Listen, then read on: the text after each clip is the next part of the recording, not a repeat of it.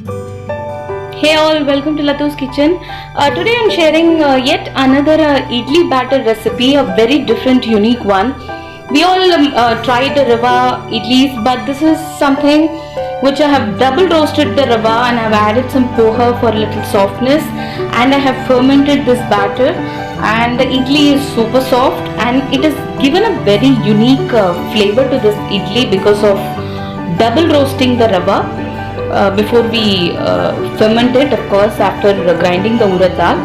Let's see in detail how to make this idli batter. Before that, welcome to Latu's Kitchen. If you're first time visiting Latu's Kitchen, do not forget to subscribe to the channel. You can expect some healthy and unique recipes through our channel. And if you like the video, do leave a like, and if you find it useful, and do share it with your friends and social network. That really means a lot. Let's get started. I'm using a cup of urad dal and a tablespoon of methi seeds.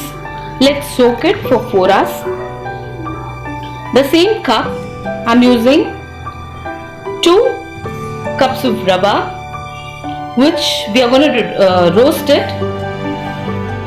and we are going to, once it is roasted, we are going to cool it down, and then again we are going to roast it. That is double roasting. So first let's now roast it, keeping the gas in sim, otherwise the rava gets burnt.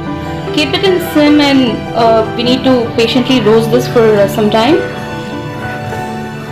You need not wait for the first time till it turns to brown. Just slight roasting, then allow it to cool down, then again roast it. Again, even for the second time, do not roast it brown. We just need to double roast the rava, that's it. Now the same cup, a cup of flattened rice, that is poha, aval, whatever you may call it, that also we will roast it and allow it to cool down. After 4 hours, once the urad dal is soaked, we will grind them into a smooth paste. Once the urad dal is grinded well, then add in the poha, roasted poha,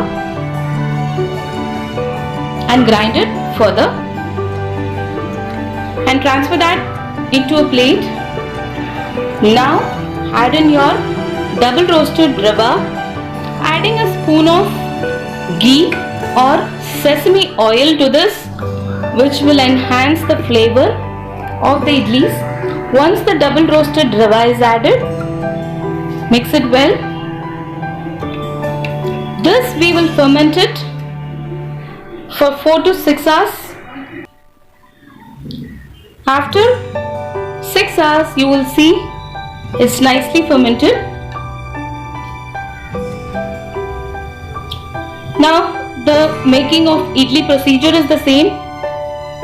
Idli plate, you may want to grease it with oil, but I usually don't.